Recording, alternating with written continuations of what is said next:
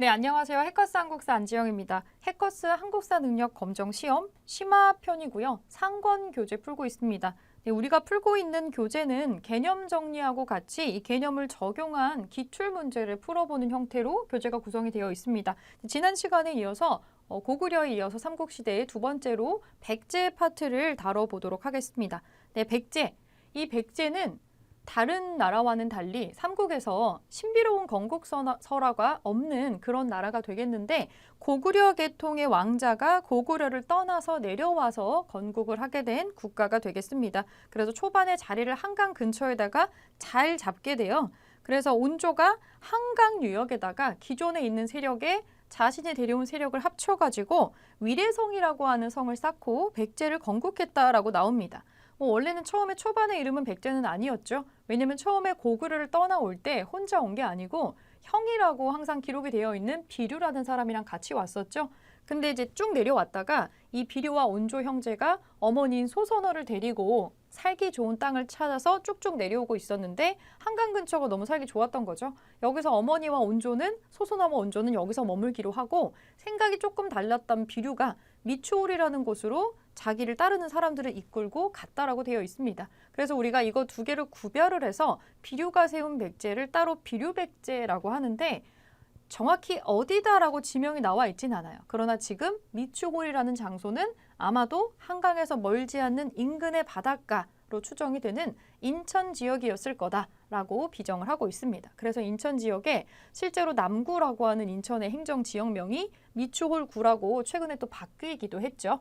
그래서 이 비류의 백제가 있었는데 이 비류백제가 별로 오래 가지를 못하고 나중에 비류백제가 망하면서 이 나라를 온조의 백제가 그대로 흡수를 하게 됩니다. 사실 처음에 온조는 나라를 세울 때 백제라고 명칭을 하지 않았었죠. 온조와 소선호 가문을 따라서 내려온 10개의 신하 가문들이 모여가지고 만들었다 그래서 처음에는 십제라고 하다가 나중에 비류백제를 흡수하고 나서는 백제로 이름을 바꾸게 됩니다. 그렇게 건국을 했는데 일단 위치를 굉장히 잘 잡았어요. 한강 유역에다가 아예 개국을 합니다. 우리가 역사를 배울 때 주로 여기를 차지하기 위해서 삼국이 계속 전쟁을 하게 되죠. 삼국이 전쟁을 하는 이유는 발전을 하기에 유리한 지역, 한강 유역을 차지하기 위해서입니다. 그래서 지도 문제도 많이 나오게 되는데 여러분들이 지도를 읽으실 때에는 어느 나라에 지금 한강이 포함되어 있는지를 보면 이거 몇 세기 지도겠군 이렇게 파악을 할 수도 있습니다.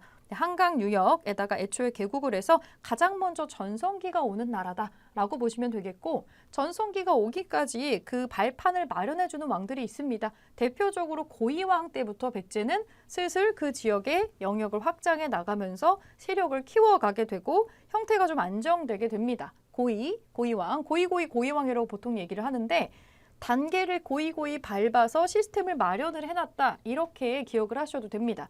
율령을 반포하고 관등제를 정비하는 것으로 나오는데 율령은 고대 국가로 가기 위해서 빼놓을 수 없는 단계죠. 빼놓을 수 없는 단계인데 좌평제하고 관등제라는 건 뭐냐면 신하들의 레벨을 서열을 정리했다라는 거예요. 주변의 소국들을 정복해가는 과정에서 영역도 커졌겠고 여기에 들어오는 사람들도 많아지겠죠. 그래서 왕 밑으로 줄을 세워놓는 겁니다. 그래서 관등을 정비를 하고 이 관등별로 입는 옷의 컬러도 다 제정을 하게 되는 거죠. 그러면서 체제를 마련하는 역할을 하게 됩니다. 체제 정비에 크게 등장하는 사람이고요.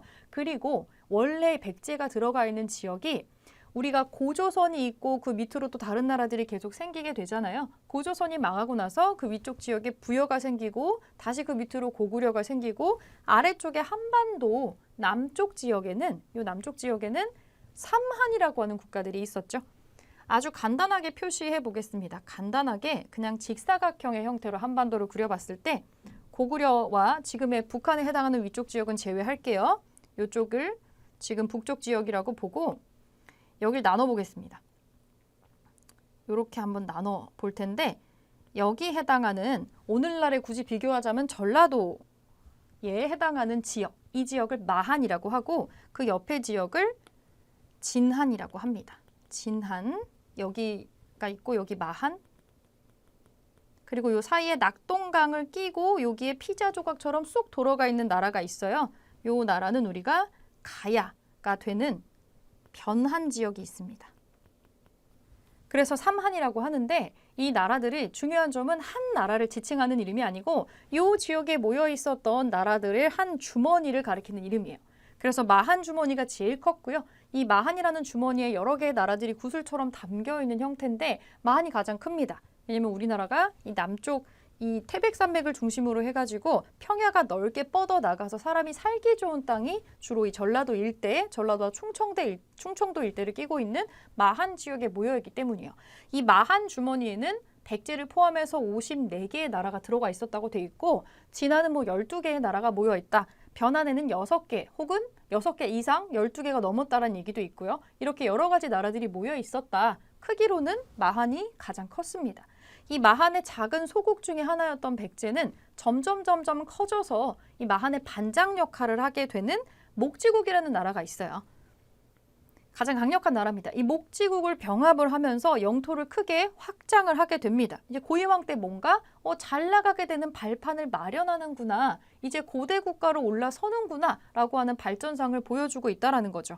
그래서 전성기가 빠르게 찾아옵니다. 한강을 제일 먼저 차지하고 아예 개국을 했었죠. 전성기가 옵니다. 4세기, 5세기, 6세기 중에서 가장 먼저인 4세기에 전성기가 오게 되는데 백제 전성기의 왕이라면 아무래도 이 사람을 빼놓을 수가 없겠죠. 근초고 왕이라는 사람이 있습니다. 근초고 왕.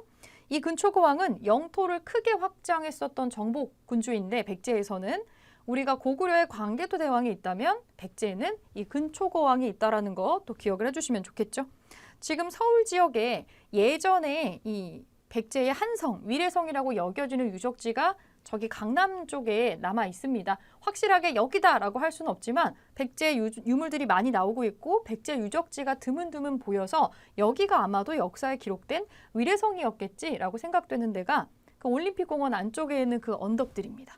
올림픽공원 자체가 유적지라고 보시면 되고 그 안에 있는 넓은 이 언덕 같은 곳들이 한 2000년 전쯤에 백제 사람들이 발로 밟아가지고 쌓아 올린 몽촌토성이라는 성이고 그게 이제 위례성의 남쪽 성이고 남쪽 성이 있고 북쪽 성이 있었다라고 기록에는 나와요. 그 북쪽 성이 정확하진 않으나 바로 옆에 붙어있는 아파트 단지 크게 있는 유적지가 있습니다. 풍납토성이라고 있어요. 이거 두 개가 아마도 그 역사책에 나오는 그 위례성의 남성, 북성일 거다. 그래서 여기가 초창기에 자리 잡았던 백제 한성이다. 이렇게 많이 보고 있습니다. 그래서 그 올림픽공원 안쪽에 한성백제 박물관이라는 박물관도 들어가 있죠. 또 거기서 멀지 않은 곳에 옛날 백제 사람들이 쌓았었던 큰 돌무덤이 몇 개가 남아있는 데가 있어요. 석촌동 고분군이라는 데가 있는데 거기서 가장 큰 무덤이 아마도 이 근초고왕의 무덤이 아니겠느냐. 지금 열심히 연구가 진행이 되고 있는 중입니다. 자, 근초고왕은 가장 두드러진 활동은 정복 활동입니다. 정복 활동을 통해서 영토를 크게 확장을 하게 되는데 마한이 여러 개 나라라고 말씀드렸었죠. 이 여러 개 마한의 전 지역을 마침내 전체를 정복하게 되면서 전라도 전체가 백제가 됩니다. 영토를 크게 확장을 하고요. 심지어 유일하게 고구려를 먼저 선제 공격을 해서 고구려 왕이 죽음에 이르기까지 하는 엄청난 큰 사건을 일으켰던 사람도 요 근초고왕이 되겠습니다. 그 고구려가 백제의 공격을 받아서 왕이 그 전쟁으로 싸우다가 전사를 한다. 고구려는 이 부분이 굉장히 위기였다라고 보시면 될 것 같고 나중에 여기에 대한 보복을 톡톡히 당하게 되는 거죠. 고구려 평양성을 먼저 공격을 하게 되고 혹시라도 고구려나 이 여타의 다른 나라들한테 침략을 받거나 하는 전쟁에 대비하기 위해서 대외적인 교류라던가 이런 것도 주변에 잘 해놓습니다. 그래서 중국에 동진이라는 데가 있어요. 중국의 동진하고 교류하면서 사이를 좋게 유지를 하고 어디까지 진출을 했냐면 여기 말이 좀 다소 어렵게 들어가 있는데 요서 산둥 지방 요 지역이 이제 중국의 동진 지역이라고 보시면 돼요. 여기 있고 일본의 큐슈 지방까지 진출을 했다. 근데 요즘에는 교과서에 나올 때 동진이랑 외 그리고 하나 추가하자면 가야하고도 교류하면서 크게 세력을 확장했다. 이렇게 기억을 같이 해주시면 좋을 것 같습니다. 그리고 역사서 편찬이 나오는데요. 지금 백제는 역사책이 여기에 기록된 게 남아있지는 않아요. 우리가 갖고 있는 건 이 삼국시대 뒤에 편찬되는 삼국사기, 삼국유사, 고려시대 역사책밖에 없지만 이런 걸 만들었다라는 기록은 나옵니다. 왜냐하면 역사책이라고 하는 거는 언제 주로 만들게 되냐면 요새 여러분들이 많이 하는 것 중에 하나죠. 요새 자신의 가장 예쁘고 아름다운 모습을 이제 남겨두기 위해서 가장 예쁘다라고 생각될 때 운동 열심히 하고 또 헤어도 받고 메이크업도 받고 그렇게 해서 우리가 사진을 특별하게 찍는 게 있잖아요. 뭐 바디 프로필도 있고 우리가 특별히 기념할 만할 때 사진을 또 찍죠. 그런 거나 마찬가지로 이 삼국시대에도 나라마다 가장 강력하다, 전성기다라고 생각이 될 때 이거를 기록으로 남겨두려고 합니다. 그래서 역사서 편찬이 같이 진행이 되는 경향성을 좀 보여요. 박사, 고흥이라고 하는 박사를 시켜서 역사서인 서기를 편찬했다고 합니다. 안타깝게도 남아있지는 않지만 그래서 최고 전성기의 여러 가지 특징들을 보여주고 있습니다. 또 여기엔 나오지 않고 뒤에 문화사 파트에서 한번 나오겠지만 외하고 굉장히 가깝게 지내면서 외왕 또는 외왕자에게 만들어줬다라고 하는 가지가 7개 달린 칼, 유물 한번 들어본 적이 있으시죠? 칠지도까지 만들어서 주변에다가 보냈다, 일본에 보냈다라고 하는 기록도 찾아볼 수 있습니다. 그리고 지금 잘 언급은 되지 않지만 침류왕이라는 사람이 이렇게 한 줄이 나오잖아요. 이 분은 단독 문제로 나온다기보다 선지에 많이 구성돼서 나옵니다. 왜냐하면 이분이 재위 기간이 굉장히 짧아요. 2년밖에 안 돼요. 2년밖에 안 되는데 이 사이에 굉장히 백제의 중요한 일을 하나 하게 됩니다. 고대 국가로 발전하기 위한 필수 조건 중에 하나, 불교를 받아들여서 수용하는 거를 이 침류왕이 하게 됩니다. 그래서 동진에다가 사신을 보내서 이 사신 중에 이제 스님을 요청을 하는 거죠. 그래서 인도의 승려 마라난타가 방문을 하게 되고요. 재위를 하자마자 등극을 하자마자 바로 그해 여름에 동진에다가 사신을 보내요. 사신을 보내고 그해 가을에 마라난타가 옵니다. 그리고 마라난타로부터 불교를 전수를 받아요. 직접 궁궐 안에서 법회를 열고 거기에 직접 침류왕이 참여를 했다라고 나와 있습니다. 그래서 그 다음 해에 바로 사찰도 크게 짓게 되고요. 사찰을 짓고 나서 사람들에게 본보기를 보여주기 위해서 자기가 직접 밑에 있는 신하들을 10명을 뽑아서 승려로 만들었다라는 기록도 나오고 있습니다. 그리고 공통적으로 인정을 한 거죠. 불교를 받아들이고 국가의 종교로 인정하는 동시에 사람들에게, 백성들에게 믿어라 하고 공표를 하게 됩니다. 그런데 사람들이 다 불교를 믿고 사는 거를 직접 보지는 못해요. 왜냐하면 사찰을 짓고 나서 그해 겨울에 사망을 하기 때문에 아주 짧은 2년간의 재위 기간을 가지고 있습니다. 그리고 나서 바로 다음에 위기가 오게 되는데 전성기를 지나고 나면 다른 나라가 성장하니까 백제가 작아질 수밖에 없는 저 북쪽에 있었던 고구려가 점점점 커지면서 아래쪽으로 내려오게 됩니다. 고구려 전성기는 백제한테는 전성기가 끝났다라는 얘기가 되겠죠. 백제 위기입니다. 고구려 장수왕이 즉위하고 나면 아버지였던 광개토 대왕이랑 조금 다른 방식으로 정책을 추진하게 되는데 광개토 대왕, 땅을 크게 열었다는 뜻이잖아요. 북쪽으로 북진 정책을 합니다. 그런데 아들인 장수왕은 조금 더 살기 좋은 땅으로 아래로 내려갑니다. 그걸 남진 정책이라고 합니다. 남쪽으로 계속 내려간다는 뜻이죠. 이 남진 정책을 하기 위해서 수도까지 바꾸죠. 원래는 한반도 바깥에 국내성에 있다가 한반도 안쪽에 평양까지 쑥 들어와서 이 평양에다가 수도를 만들게 되고 천도를 통해서 여기에서 준비를 하고 백제의 한강 유역을 또 빼앗게 되는 겁니다. 근데 고구려의 장수왕의 정책이 이렇게 되고 나니까 백제도 위기를 느껴요. 그래서 비유왕이라는 왕 때에 야, 우리 혼자서는 막아내지 못할 것 같다라는 생각을 하게 되고 이웃나라인 신라하고 동맹을 체결을 하게 됩니다. 왜냐하면 이 고구려 장수왕이 남진 정책 하기 전에 이전에 광개토 대왕 때 한번 복수를 당한 적이 있어요. 이전에 근초고왕이 고구려를 먼저 공격해가지고 고국 원왕이 사망했던 사건이 있었죠. 여기에 대한 보복으로 나중에 광개토 대왕이 백제의 땅으로 쳐들어와서 한강의 일부 지역을 빼앗아가는 사건이 있습니다. 그래서 백제 왕이 가서 평생 고구려의 신하가 되겠다라고 맹세를 하는 대굴욕 사건이 벌어지게 되는데 그리고 나서는 위기감을 제대로 느낀 거죠. 그래서 비유왕은 혼자서는 상대할 수 없다. 우리가 너무 강력한 고구려를 상대하기 위해서는 우리랑 처지가 비슷한 그리고 고구려에 비슷한 적대감을 가지고 있는 나라하고 화친을 맺어야 된다라고 생각을 하게 됩니다. 그래서 신라를 점찍었던 건데 신라도 광개토 대왕 시절에 신라 지역으로 쳐들어오는 왜구를 무찔러달라고 한번 SOS를 보낸 적이 있어요. 그래서 광개토 대왕이 5만 명의 군대를 보내줘서 다행히 무사히 왜구는 물리쳤지만 그 과정에서 이제 완전히 비친게 된 거잖아요.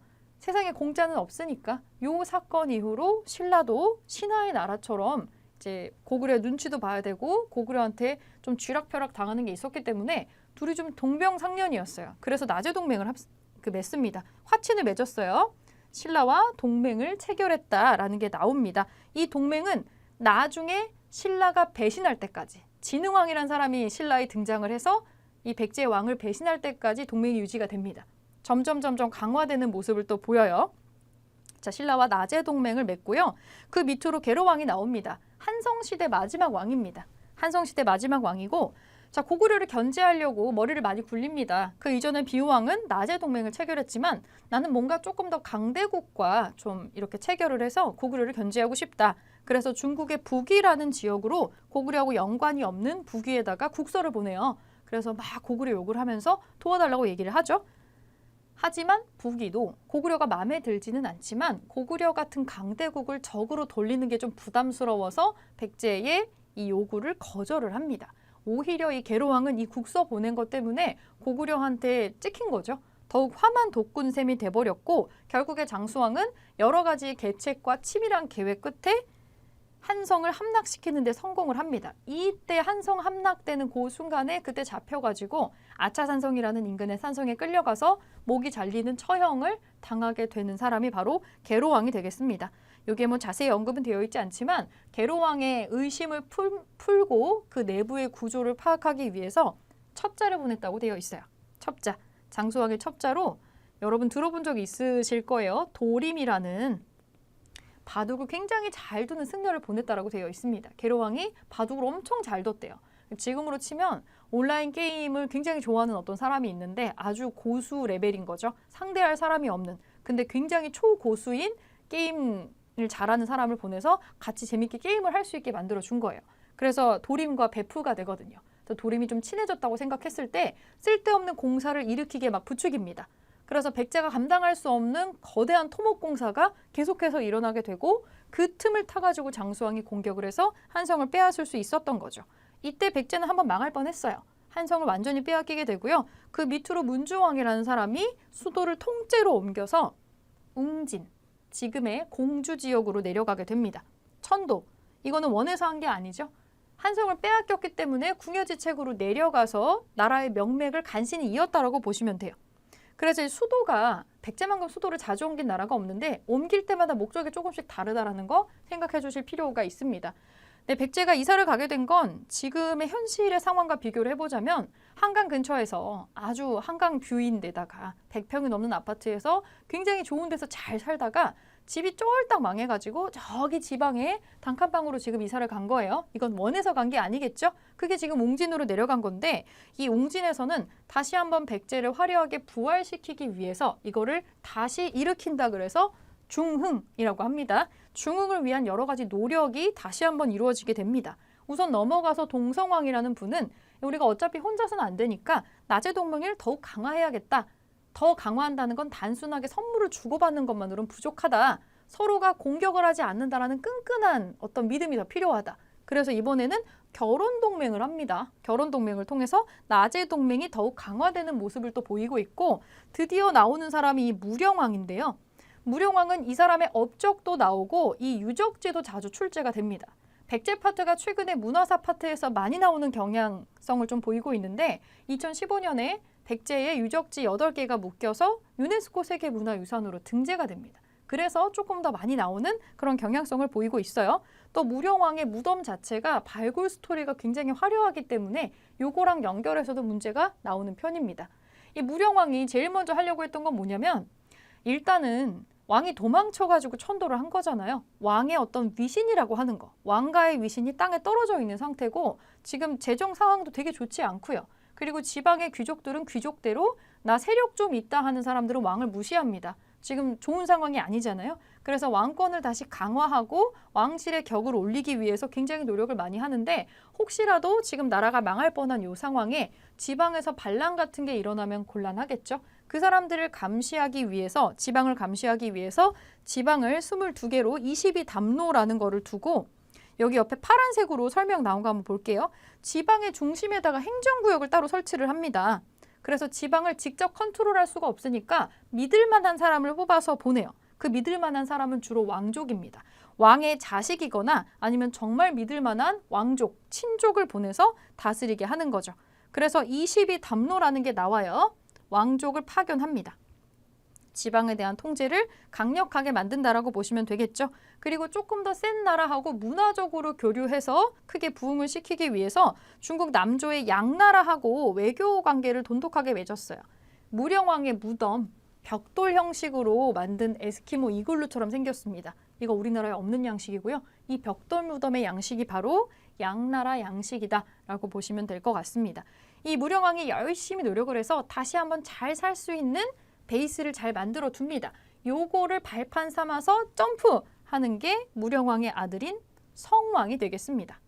얼마나 한계 많았으면 이룰성자를 받았겠어요? 우리 역사를 좀 뒤져보면 요 백제 시대에도 성왕이 있고요. 조선 시대에도 성왕이 나오죠. 성왕이라는 명칭의 특징은 한 게 많으면 성왕이라고 합니다. 업적이 많으면 주로 이렇게 얘기를 하는 거죠. 아버지의 어떤 베이스를 다 딛고서 이 성왕은 천도를 한 번 더 해요. 집을 한 번 더 옮깁니다. 자, 이제 우리가 다시 조금 더 잘 살 수 있는 집으로, 더 넓은 집으로 이사를 가는 거예요.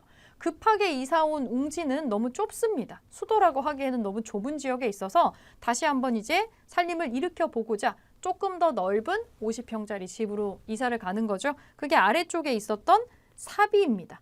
오늘날의 부여가 되겠고요. 다른 나라하고 진출이 용이한 지역이라고 판단해서 한 번 더 천도를 감행을 하게 되는 거죠. 그리고 여기서 이제 더 이상 그 패배 국가인 백제는 없다라는 뜻으로 우리의 뿌리를 더욱 대내외에 알리면서 국호를 한번 변경을 하는 게 남부여입니다. 옛날에 요 내용을 가지고 시간여행 판타지 드라마 같은 게 하나 있었는데 그때 한번 사람들의 입에 자주 오르내렸었죠. 모 아이돌 가수 출신의 배우가 나는 남부여의 공주 부여주다라고 하는 희대의 명대사를 남긴 게 있었죠. 그래서 남부여라고 하는 지명이 나오는데 뿌리를 추적해 올라가다 보면 백제는 고구려에서 파생이 됐어요. 근데 고구려를 세운 주몽은 그 위에 있는 부여 출신입니다. 그래서 우리의 뿌리를 추적해 올라가다 보면 가장 드넓은 영토를 차지하고 있었던 강대국가 부여의 후손이다라고 하는 걸 사람들에게 천명하기 위해서 남부여라고 국호를 변경을 하게 됩니다. 국호 변경 내용도 가끔 나오는 내용이에요. 그리고 체제를 아버지가 했던 것보다 조금 더 촘촘하고 제대로 정비를 하게 됩니다. 아버지가 22담로라는 걸 설치를 했었죠. 22담로를 두고 왕족을 파견했다면 중앙관청을 22개로 나누는 거를 이제 성왕이 합니다. 이게 무슨 차이냐면 아빠가 했었던 22는 지방을 나누는 거예요. 지방, 지역을 나누는 거고 성왕이 했었던 거는 서울 내부에서 관청을 22개를 만들었다는 거예요. 이게 뭔지 이해가 가시죠? 전국 8도 이렇게 해가지고 한 게 아니고 서울 내부에서, 수도 내부에서 관청, 중앙관청을 22개로 쪼갰다라는 얘기가 되겠습니다. 그래서 체제 정비를 하는데 똑같은 숫자가 나오니까 요거 헷갈리지 않도록 조심하시고요. 또 행정구역도 정리를 하고 지방도 정리를 합니다. 그리고 한강 지역을 잠깐 일시적으로 되찾았어요. 신라의 진흥왕이랑 으쌰으쌰 힘을 합쳐가지고 고구려를 공격을 하고 한강의 하류를 회복을 했는데 기쁨도 잠시 뒤통수를 맞았죠. 아마 애초부터 진흥왕은 이거를 회복하고 나면은 요럴 생각이었었던 것 같아요. 진흥왕의 배신으로 잠깐 찾았던 한강 지역을 다시 다 빼앗기게 됩니다. 그리고 여기 사이에 언급은 안 됐는데 얼마나 부들부들했겠어요. 이 상황이 되게 충격받고 신라한테 배신감이 이루 말할 수 없었죠. 아주 오랫동안 수십 년 동안 견고하게 유지됐었던 나제 동맹인데 사실은 백제가 너무 신라를 약소국가로만 생각하고 있었던 바가 좀 커요. 그래서 속으로도 아니 감히 신라 주제에 이렇게 생각을 좀 하고 있었던 것 같은데 성왕은 치밀한 사람이라 진흥왕을 잠깐 방심시키고 전쟁 준비를 하기 위해서 한강의 하류 지역을 뒤통수 맞아가지고 뺏겼는데도 불구하고 그 직후에 자기 딸을 그 왕비로 보내요. 진흥왕한테 시집을 보냅니다. 그러니까 이 딸은 어떻게 보면 좀 정치적인 대단한 희생물인 거죠. 왕비로 들어가긴 했지만 이미 진흥왕은 정실 왕비가 있었고요. 그렇다고 뭐 후궁은 아니었는데 작은 왕비라는 이름으로 들어가요. 작은 왕비라는 이름으로 들어가서 나중에 행적이 없습니다. 행적이 없는데 한 1년 정도 결혼 생활을 한 거겠죠. 그 1년 동안 이 성왕이 너네가 한강을 가져갔어도 우리는 너네랑 잘 지내고 싶어 라는 일종의 페이크로 이 진흥왕이랑 좀 진흥왕을 방심시켜서 다시 한강을 찾으려고 전쟁 준비를 했었던 기간이라고 보시면 될 것 같아요. 그런데도 진흥왕에게 당해낼 수가 없었던 거죠. 그 유명한 관산성 전투가 있습니다. 준비를 하고 신라의 관산성을 공격을 했는데 이 전투에서 몇 가지 문제가 터져요. 이 전투에서 성왕의 아들 창이 포로로 잡히게 되는 그런 상황이 벌어지게 되어서 아들을 구출하러 가는 그 과정에서 매복에 걸려서 전사를 하게 됩니다. 일설에 따르면 이 성왕을 체포했었던 사람, 잡았던 그 사람이 무슨 장군이 아니고 그냥 일개 신라 군사였다라고 되어 있어요. 뭐 천민 출신이다 이런 얘기도 있고, 그래서 어쨌든 자기가 왕이니까 천민 출신의 군사든지 장군이든지 그렇게 신분이 낮은 사람에게 목이 베이는 거는 좀 치욕스럽겠죠. 그래서 그러지 말게 달라고 내가 스스로 목숨을 끊겠다라고 얘기를 했는데 그렇게 하지 않았다라고 되어 있고, 목을 베는 방식으로 사망을 하게 됩니다. 이게 관산성 전투입니다. 백제 치명타를 안겨준 관산성 전투가 되겠고요. 이때 유명하게 역사 여러 가지 야사가 돌아다닙니다만 이 시신을 온전히 돌려주지 않은 것으로 유명하게 기록이 되어 있죠. 이걸 진흥왕이 했는지 아니면 그때 당시에 성왕을 죽였던 그 군사가 단독적으로 한 일인지는 모르지만 일단 목을 베어서 죽였기 때문에 몸과 머리가 분리되어 있는 상태죠. 근데 원래 이렇게 전쟁 중에 타국의 왕이 전사를 하면 시신은 돌려주는 게 사실은 매너죠. 이렇게 돌려줘야 장례를 치를 거 아니에요. 근데 다 붙여가지고 줘야 되는데 몸만 줬다라고 되어 있습니다. 한간에는 아예 안 줬다는 얘기도 있는데 일부만 전해줬다라는 얘기가 있고, 확실한 건 그 잘린 성왕의 머리를 신라의 궁궐 계단에다가 묻었다라고 되어 있습니다. 그래서 그 흙계단을 밟고 올라가게 했다. 사람들이 맨날. 상당히 모욕적인 처사가 아닐 수가 없죠. 이 사건을 겪고 나면은 이제 신라와 백제는 친구가 될 수가 없습니다. 요거를 기점으로 완전히 갈라서게 된다라고 보시면 돼요. 근데 이 아들이 자기 때문에 아빠가 죽었다고 생각하거든요, 성왕이. 그래서 나중에 아버지의 영혼을 위로하는 사찰을 크게 지은 것으로 생각이 돼요. 백제도 불교 국가니까. 그래서 아버지의 영혼을 위로하는 위령제 같은 거를 지낼 때 굉장히 정성스럽고 화려하게 만든 향로에다가 향을 피우면서 제사를 지내지 않았을까라고 생각을 하고 있는데, 그때 쓰였던 향로로 추정되는 게 그 유명한 국보 금동대향로입니다. 부여 박물관에 가면은 크게 볼 수 있는 거 있죠. 진흙탕에서 발견됐다라는 유명한 우리의 보물이 또 있어서 그런 얘기들이 연결해서 나오고 있습니다. 그리고 나서 수도를 또 한 번 옮기려고 하는데, 사실은 관산성 전투는 굉장히 치명적인 전투였고 나라가 한 번 또 휘청할 만한 일이었어요. 그래서 이제 이 부여라고 하는 지역에서는 너무 안 좋은 일이 또 많았기 때문에 다시 한번 천도를 하려고 시도했다라는 기록들이 나옵니다.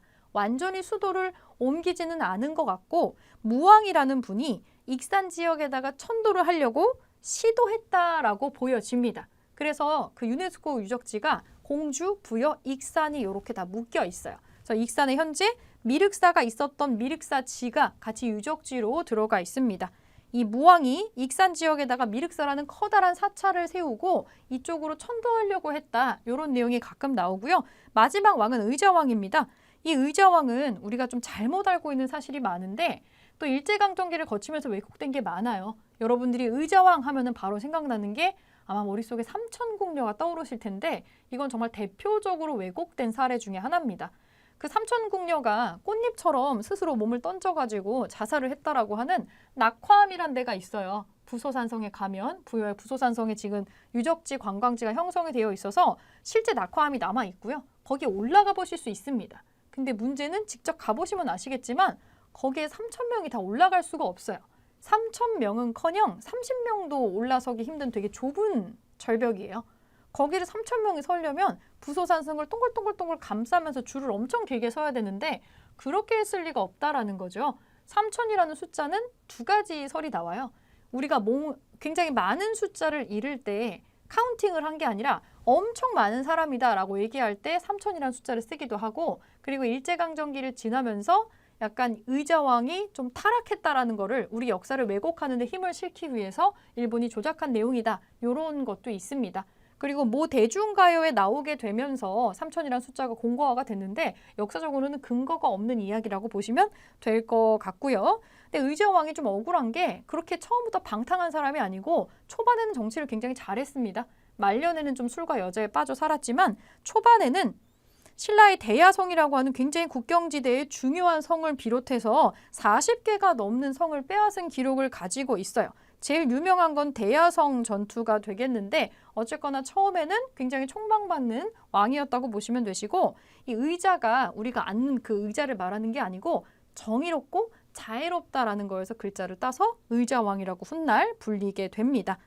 네, 이렇게 초반에 전성기에서 위기에서 중흥 노력 마지막 부분까지 좀 살펴보았습니다. 자, 그러면 기출 분석 어떻게 나오는지 한번 볼 텐데 왕으로 처음에 초반에 많이 나옵니다. 전성기에 근초거 왕이 있고요. 보통은 그냥 물어보는 게 아니고 관련된 사료를 이렇게 주면서 이 사람이 누군지를 찾아내게 합니다. 근초거 왕인 걸 알아낼 수 있는 힌트들이 나오겠죠. 우리는 지금 위에 이렇게 주제가 써 있지만 실제 여러분들이 문제 풀 때는 이렇게 안 써 있죠. 고구려가 군사를 동원해서 공격을 했다라고 하는 건 공격받은 나라가 고구려가 아니잖아요. 다른 나라라고 생각을 해주시고 자, 그해 겨울 왕이 퇴자와 함께 정병 3만 명을 거느리고 고구려에 침입해서 평양성을 공격했다. 고구려의 평양성을 공격한 나라. 여러분 머릿속에 근초고 왕을 바로 떠올리시면 됩니다. 유일하게 딱 한 번 근초고 왕 때 이걸 했었죠. 그래서 고구려에 침입해서 평양성을 공격을 했고 그 당시 고구려 왕이 목숨을 다해서 싸웠지만 결국에는 사망했다라고 나옵니다. 네, 이 사람이 바로 고국 원왕이 되겠죠. 삼국사기에 기록된 내용입니다. 그래서 자료 분석에도 이게 근초거 왕이다라는 걸 어떻게 찾아내야 되는지가 나오고 있고 함께 기출 선택지가 나온다면 이런 글자가 나올 수 있겠습니다. 근초거 왕의 업적을 찾아내는 문제가 이렇게 나올 수 있어요. 마한을 정벌했다는 부분, 그리고 평양성을 공격해서 이 고구려 왕을 전사시켰다라는 부분, 그리고 서기를 편찬하게 했다라는 부분, 이런 게 나올 수 있습니다. 자, 그러면 위기의 대표적인 사료를 보겠습니다.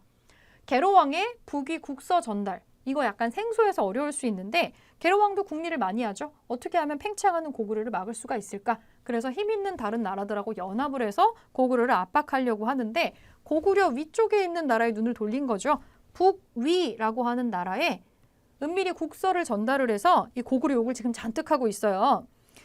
연흥 2년에 계로왕이 처음으로 사신을 보내서 표를 올렸다. 지금 여기 위서라고 나오는 거는 북의 역사서입니다. 그 역사서 내부에 이런 내용이 기록이 되어 있는 거죠.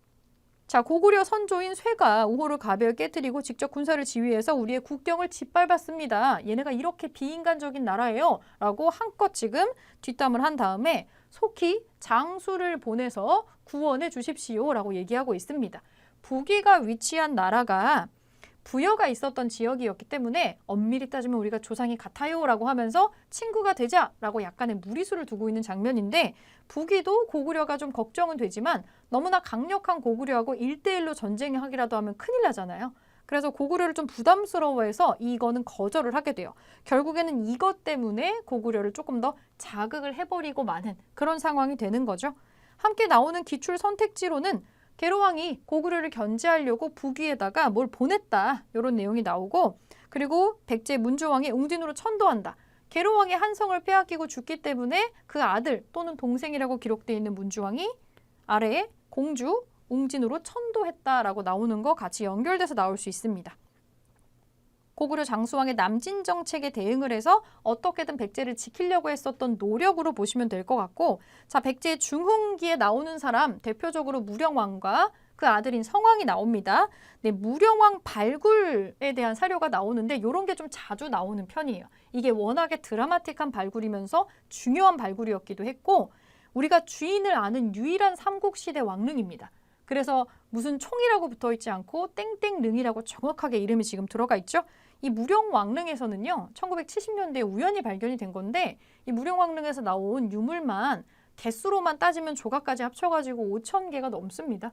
이거 가지고 박물관 하나 세웠잖아요. 그래서 공주를 대표하는 랜드마크처럼 무령왕릉이 현재 지금 관광지로 사람들의 발길을 많이 사로잡고 있고 유네스코에도 이제 등재가 되어 있습니다. 무령왕이 다시 한번 백제를 일으키고자 천도한 수도에서 열심히 베이스를 다시 마련을 했고요. 그 아들인 성왕이 이제 다시 한번 눈부신 백제 문화를 발전시킨다라고 보시면 될 것 같고 이 성왕이 일시적으로 나제 동맹에서 연합했었던 진흥왕이랑 힘을 합쳐서 일시적으로 한강을 되찾았었는데 이 진흥왕이 배신을 하는 바람에 그 뒤에 백제와 신라가 전투를 하는 관산성 전투 요것도 사료와 함께 이렇게 나옵니다. 요 사료가 제일 자주 나왔던 것 같아요. 한번 읽어보면 왕 31년 7월에 신라가 동북쪽 변경을 빼앗아서 신주를 설치하였다. 7월에 왕이 신라를 습격하려고 몸소 보병과 기병 50명을 거느리고 밤에 구천에 이르렀다. 신라의 복병이 일어나 더불어 싸웠으나 적의 병사들에게 살해되었다. 이게 힌트죠. 죽었다는 거예요. 신라를 공격했다라고 하니까 신라는 아니겠죠? 네, 백제입니다. 백제. 그래서 사실 몸을 잘 쓰고 날랜 50명의 정예병을 데리고 가서 기습을 하려고 했는데 역기습을 당한 거예요. 매복군한테. 그러면서 현장에서 성왕이 사망을 하게 되는 사건이 벌어지게 되는 거죠. 마지막으로 의자왕 부분이 나오는데요. 의자왕의 초창기에 아주 명성을 쌓으면서 신라의 대야성을 함락하는 과정입니다. 백제의 장군 윤충이 의자왕의 명령을 받고 대야성을 공격해서 함락을 시켰다. 이때 이 대야성을 이끌었었던 도독이 이찬 품석이라는 사람이 있는데 이 도독의 부인이 김춘추의 딸이에요. 그러니까 김춘추로서는 굉장히 분노할 만한 상황이 생겨나게 된 거죠. 이런 대야성 함락에 대한 사건 사료하고 같이 나올 수 있습니다. 요거 한번 참고해 주시고 자, 백제 멸망하는 과정 한번 보겠습니다. 백제 멸망에서는 두 가지가 주로 나오는데 사실은 백제 멸망과 부흥운동이 아주 긴박하게 일어나기 때문에 이거 연도를 외우는 건 좀 의미가 없어요. 같은 연도에서 월만 바꿔가지고 아주 다다다다다 일어나는 사건들이 있는데 전후 관계를 이해해 주시면 됩니다. 백제 어떻게 멸망하냐면 나당 연합군이 들어옵니다. 신라가 혼자서는 안 될 것 같으니 원래는 고구려랑 연합하려고 했다가 그때 당시에 영계서문이 거절하는 바람에 당나라하고 손을 잡게 돼요. 그래서 나당 연합군 나오네요. 나당 연합군이 백제를 공격을 하니까 의자왕이 계백을 보냅니다. 의자왕이 계백에 결사대를 보냈는데 결사대라는 호칭에서 알 수 있듯이 숫자로 상대가 안 됩니다. 나당 연합군은 5만이었어요. 그런데 계백의 결사대의 숫자는 5천이었습니다. 5천. 5천 결사대라고 하는데 죽으러 가는 거죠. 10배가 차이가 나잖아요. 사실 계백을 하려고 했던 건 여기서 이긴다라고 기대를 했던 게 아니라 이때 백제가 외하고 되게 친하게 지냈었거든요. 외나라하고 친분이 있어서 여기다 SOS를 보내서 외에 지원군이 올 때까지 시간을 좀 벌면서 어떻게든 멸망을 막아보고자 했었던 마지막이었습니다. 나당연합군하고 결투를 해서 잘 버티기도 했었죠. 계백은 이때 본인이 도망가거나 하지 않기 위해서 그리고 어차피 질 거라는 거를 얼추 알고 있었기 때문에 자기 가족을 자기 손으로 죽이고 전투에 임하게 됩니다. 이 5천 결사대를 이끌고 황산벌에 가기 전에 부인과 아이들을 자기가 직접 죽인 다음에 가요. 어차피 전쟁에서 져가지고 노예로 끌려가면 더 힘들다. 차라리 그러니 내 손으로 죽이겠다. 사실 뭐 이해가 딱 되진 않지만 이 정도로 비장하게 마음을 먹고 갔다는 거예요. 그냥 아예 죽을 생각으로.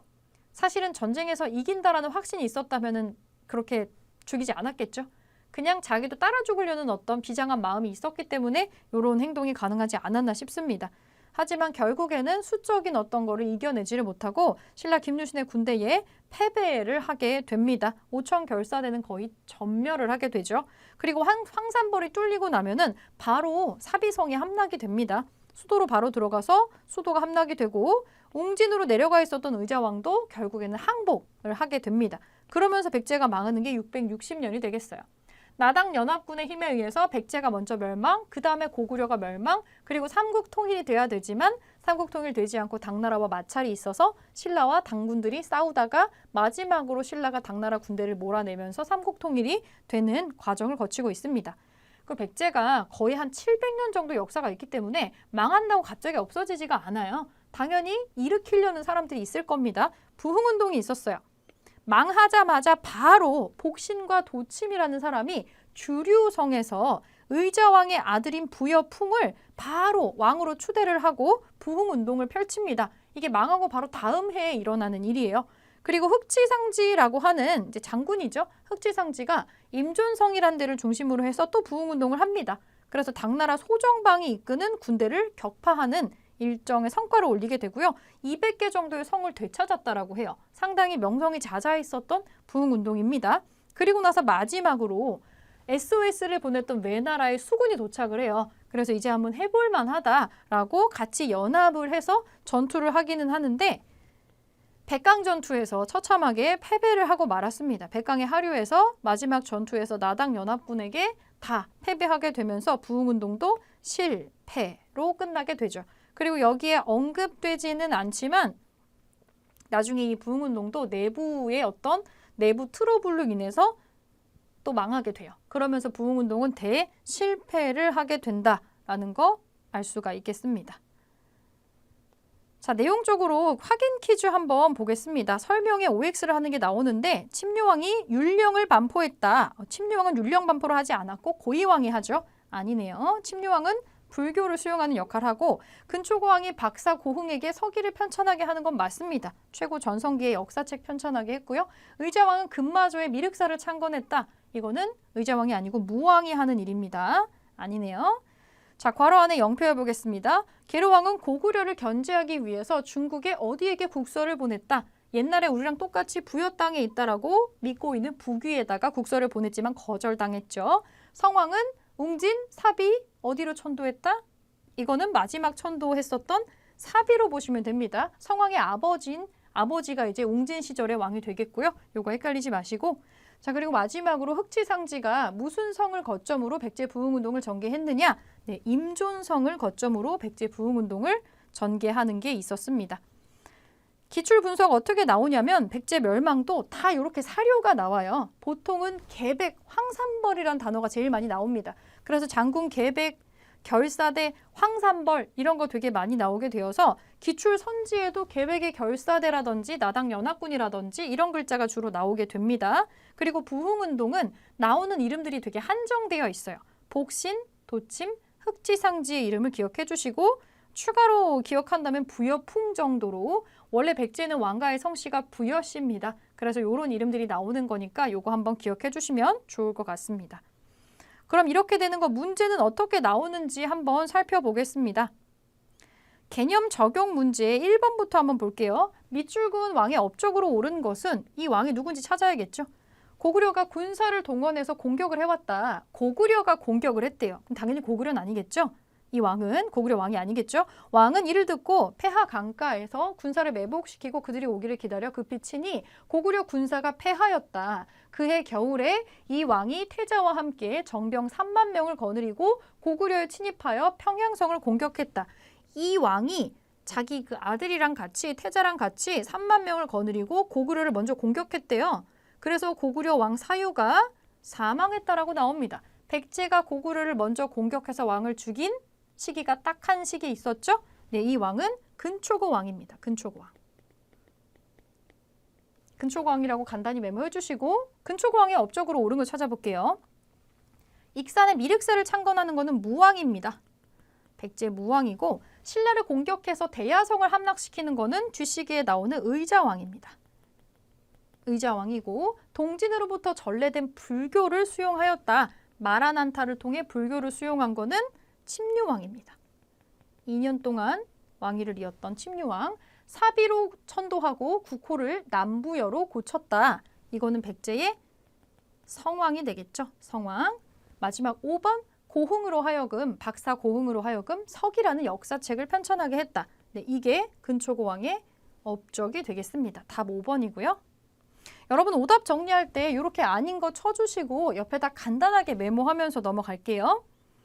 자, 2번 보겠습니다. 다음 상황이 나타난 배경으로 옳은 것은 계로왕이라는 이름 보입니다. 계로왕이 처음으로 사신을 보내서 표를 올렸다. 이거 어디의 사료인가? 위서라고 합니다. 우리나라 역사책이 아니네요. 신의 나라는 고구려와 함께 부여에서 나왔으므로 우호가 돈독하였는데 고구려의 선조인 누구누구가 우호를 가벼이 깨뜨리고 직접 군사를 지휘해서 우리의 국경을 짓밟았습니다. 라고 얘기하고 있습니다. 그리고 어쩌고 저쩌고 나오면서 원한이 쌓였고 전쟁의 참화가 30년이 이어졌으니 속히 장수를 보내서 구원해 주십시오. 라고 얘기를 하는데 결국 이게 먹히지가 않았던 거죠. 거절을 하고 이게 오히려 고구려를 조금 더 자극을 하게 됩니다. 그래서 이거가 일어난 배경은 계로왕이 뭔가의 위기를 느끼고 고구려를 견제하기 위해서 북위에다가 사신을 보내는 거잖아요. 찾아보겠습니다. 을지문덕이 살수에서 승리하였다. 이거 살수대첩이니까 해당 사항 없고 동성왕이 나제 동맹을 강화하였다. 동성왕이 나제 동맹을 강화하는 거하고 이 사료는 관계가 없습니다. 요거는 계로왕 시기니까. 성왕이 관산성 전투에서 전사하였다. 이거는 더 뒤에 시기에 일어나는 일이죠. 배경이 될 수가 없어요. 계백의 결사대가 황산벌에서 패배하였다. 이것도 배경이 될 수 없습니다. 뒤시기에 일어나는 일이고 장수왕이 평양으로 천도하고 남진을 추진해서 위기를 느껴가지고 이걸 하는 거죠. 네, 요것도 답이 5번이 되겠네요. 5번.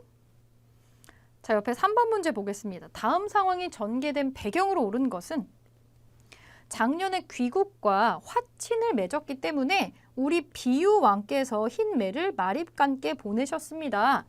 여기 비유왕이 나오는 거 봐서는 여기는 백제고요. 백제하고 지금 신라의 나제 동맹입니다. 화친이라고밖에 나오지 않는 걸 보니 아직은 결혼 동맹까지는 아닌 것 같아요. 그래서 답례품을 보내겠다. 지금 복잡만 봐도 각각 백제랑 신라인 거를 알아볼 수 있게 사파가 들어가 있습니다. 이렇게 나제 동맹을 하게 된 배경으로 옳은 거 골라볼게요. 무령왕이 22담로에 왕족을 파견하였다. 요건 조금 더 나중 시기로 넘어갑니다. 배경이 될 수가 없죠. 장수왕이 수도를 국내성에서 평양으로 옮겼다. 고구려의 장수왕이 남쪽으로 내려오니까 위기감을 느낀 거죠. 근데 정답 2번이네요. 나머지 것들은 시기적으로도 그리고 왕적으로도 맞지가 않는 겁니다. 연개소문은 고구려 후반부에 나오는 사람이고 진흥왕이 대가요를 병합하는 거 여기랑 상관없습니다. 법흥왕이 병부를 설치하는 거 이 두 사람 다 신라의 왕이죠. 신라의 왕인데 시기적으로 앞서거나 뒤서 있기 때문에 해당 사항이 없습니다. 4번 보겠습니다. 다음 상황이 전개된 배경. 이런 패턴이 많이 나오죠. 왜 이런 일이 일어났는지 앞전 배경 사건을 한번 찾아봐라 라는 문제가 많이 나옵니다. 생각을 좀 많이 해봐야 되는 거죠. 자네 들었는가? 백제의 동성왕이 사신을 보내서 결혼을 청했다는군. 들었네. 그래서 우리 마립간이라는 왕의 호칭을 쓰는 거 신라죠. 마립간께서 이벌찬 비지의 딸을 보내신다고 하네. 마립간이라는 호칭을 썼던 시기도 좀 상당히 정해져 있기 때문에 시기적인 특징도 좀 볼 수가 있습니다. 이거 나제 동맹의 일종인데 조금 더 견고하게 결혼 동맹을 하고 있습니다. 나제 동맹. 왜 나제 동맹을 더욱더 견고하게 하려고 했을까? 그걸 찾아주면 되는 건데 법흥왕이 금관가요를 병합하는 건 더 앞서서 나오는 일입니다. 요거랑 상관이 없고 장수왕이 한성을 공격해서 함락을 시켰다. 요게 해당 사항이 되겠죠. 장수왕이 백제의 한성을 공격해서 함락을 시키고 나서 공주로 억지로 도망가듯이 천도를 하게 되잖아요. 그리고 이 공주 웅진 지역에서 왕이 된 사람이 바로 백제 동성왕입니다. 그래서 결혼 동맹까지 하면서 더욱더 동맹을 단단하게 만들어 두려고 했던 거죠. 답은 2번이 되겠습니다. 나머지 시기적으로 맞지가 않는 내용이 나와서 해당 사항이 없다라고 볼 수가 있겠네요. 주로 후반부 내용이 나오고 있습니다. 자, 뒤로 넘어가서 5번 보겠습니다. 가왕의 업적으로 오른 것은 이 동상은 여러 번 고구려를 격파해서 다시 강국이 되었다라는 내용의 국서를 양나라에 보내는 누구의 모습을 형상화한 것입니다. 또 동상 앞에 석상은 중국 남조의 영향을 받아서 벽돌로 축조된 이 사람의 무덤에서 출토된 진묘수의 모형입니다. 라고 나오고 있습니다. 힌트가 여러 개가 나오고 있죠. 양나라 나오고요. 중국 남조 나오고 진묘수 나오고 벽돌 형태 무덤 나오고 있습니다. 네, 이 사람은 무령왕입니다. 무령왕의 업적으로 옳은 거 골라볼게요. 익산의 미륵사를 창건하는 것은 무왕입니다. 무왕이고 사비로 천도하고 국호를 남부여로 고치는 것은 무령왕의 아들이었던 성왕입니다. 성왕. 지방에 22담로를 두어서 왕족을 파견하는 게 무령왕이 했었던 거죠. 답은 3번이고 평양성을 공격하고 고국 원왕을 전사시키는 것은 한참 앞에 있는 근초고 왕입니다. 동진에서 온 마라난타를 통해 불교를 수용한 건 침류왕이죠. 이렇게 왕을 좀 찾아보고 6번 보겠습니다. 가왕 재위 기간에 있었던 사실로 옳은 것은 백제 25번째 왕인 이 사람의 무덤 발굴 50주년. 우선 이거가 다 힌트입니다. 이 왕은 바로 위에 봤었던 무령왕이 되겠습니다. 무령왕. 이렇게 유적 사진하고 같이 종종 나옵니다. 자, 무령왕 재위 기간에 있었던 사실로 옳은 거 골라볼게요. 익산의 미륵사 창건하는 거는 무왕의 일이죠. 중국 남조의 양과 교류하였다. 네, 이게 답이네요. 이 무덤의 양식, 벽돌 양식이 남조 양나라 양식입니다. 그거를 반영을 한 무덤이 지금 보이고 있고 고흥에게 역사책 서기를 편찬하게 한 거는 근초고 왕이죠. 근초고 왕이고 마라난타라는 인도의 승려를 통해서 불교를 수용한 거는 침류왕이죠. 사비로 천도하고 행정조직을 재정비한 거, 천도를 사비로 했었던 거는 무령왕의 아들이었던 성왕이 되겠습니다. 그래서 정답은 2번으로 찾고 자, 7번 보겠습니다. 밑줄 그은 왕의 활동으로 옳은 것은 왕의 31년 7월에 신라가 동북쪽 변경을 빼앗아서 신주를 설치하였다. 7월에 왕이 신라를 습격하려고 몸소 보병과 기병 50명을 거느리고 힌트가 나옵니다. 이 왕이 신라가 동북쪽 변경을 빼앗아가지고 신주라는 걸 설치를 했대요. 신라한테 배신당하는 왕입니다. 그리고 보병과 기병을 자기가 직접 50명을 이끌고 구천을 건너서 구천에 이르러서 신라의 진흥왕을 죽이려고 갔는데 오히려 여기서 살해된 이 사람, 백제의 성왕이 되겠습니다. 성왕. 일시적으로 진흥왕과 연합을 통해서 잠깐 한강을 찾았다가 배신당해서 빼앗기는, 그래서 그걸 되찾으려고 전투를 했는데 거기서 사망을 한 걸로 나오죠. 관산성 전투에 해당하는 내용이 또 나오고 있습니다. 네, 성왕의 활동으로 옳은 거 골라볼게요. 익산의 미륵사를 창건한다. 똑같은 거 계속 나오죠. 이거 무왕이죠. 무왕. 평양성 전투에서 고국 원왕을 전사시켰다. 고구려 먼저 공격해가지고 고구려 왕까지 죽이는 거 딱 한 번밖에 없었죠. 근초고 왕입니다. 근초고 왕이고 사비로 천도하고 국호를 남부여로 고쳤다. 사비로 천도하고 국호를 남부여로 고친 거는 성왕이 하는 일입니다. 성왕. 북위에 사신을 보내 고구려 공격을 요청하였다. 이거는 계로왕이 하는 일이죠. 동진에서 온 마라난타를 통해 불교를 수용했다. 이거는 침류왕이 하는 일이네요. 이렇게 해당되는 거 사실 나오는 게 좀 다소 정해져 있습니다. 풀다 보면 패턴처럼 나오는 문장이 있죠. 요거 왕별로 대표 업적을 좀 기억을 해주시고 넘어가겠습니다. 8번 볼게요. 밑줄 그은 왕의 업적으로 옳은 것은 왕의 이름은 명농이니 무령왕의 아들이다. 성왕입니다. 성왕. 지혜와 식견이 뛰어나고 일을 처리함에 있어서 결단성이 있었다. 놀라운 건 이게 일본 역사책에도 이렇게 나옵니다. 명성을 좀 많이 크게 떨쳤던 사람이고요. 무령왕을 죽고 왕이 되었다. 성왕이고요. 그리고 뒤에 보니까 신라군을 습격하고자 위에 나온 사료랑 똑같죠. 신라의 배신을 보복하려고 했지만 오히려 그 와중에 살해된 사람. 네, 백제의 성왕입니다. 성왕. 성왕의 업적으로 옳은 것을 골라보겠습니다. 익산의 미륵사 창건 또 나오네요. 이거 무왕이죠. 동진으로부터 불교를 수용한 거는 침류왕입니다. 신라를 공격해서 대야성을 점령했다. 이거 마지막에 나오는 의자왕이 되겠고 사비로 천도하고 국호를 남부여로 고친 것이 성왕의 업적이 되겠습니다. 답은 4번이고 고흥으로 하여금, 박사 고흥으로 하여금 서기 역사책을 편찬하게 한 거는 근초고 왕이 되겠습니다. 그래서 정답 4번이고요. 마지막 페이지 기출문제인데 9번 볼게요. 밑줄 그은 이 왕의 재위 시기에 있었던 사실로 옳은 것은 소정방이 당의 내주에서 출발하니 당나라 장군입니다. 많은 배가 천리에 이뤄서 물길을 따라 동쪽으로 내려왔다. 그리고 무열왕이라고 하는 거 신라왕이죠. 김춘추 얘기하는 겁니다. 태종 무열왕. 태자 범민을 보내서 같이 연합을 하게 하는 나당 연합군의 모습이 나와 있고요. 소정방이 범민에게 뭐라 그랬냐면 나는 백제의 남쪽에 이르러서 대왕의 군대와 만나서 너네의 왕이랑 군대랑 만나서 이 왕의 도성을 공격해서 격파하고자 한다. 나당 연합군이 모여가지고 먼저 간 나라는 백제가 되겠죠. 그럼 마지막 시기 멸망 시기 백제의 왕을 찾아주면 되겠네요. 이 왕은 의자왕이 되겠습니다. 자, 의자왕 재위 시기에 있었던 사실로 옳은 것을 고르면 되겠네요. 백제가 사비로 천도하는 거는 성왕 때 일입니다. 성왕. 백제가 대야성을 점령하였다. 네, 대야성 전투, 이거 대표적인 의자왕의 업적이죠. 이것뿐만이 아니라 40여 개의 신라성을 빼앗았다라는 기록이 나옵니다. 고구려가 낙랑군을 축출하는 거는 한참 이전의 일입니다. 고구려 미천왕 시기의 일이죠.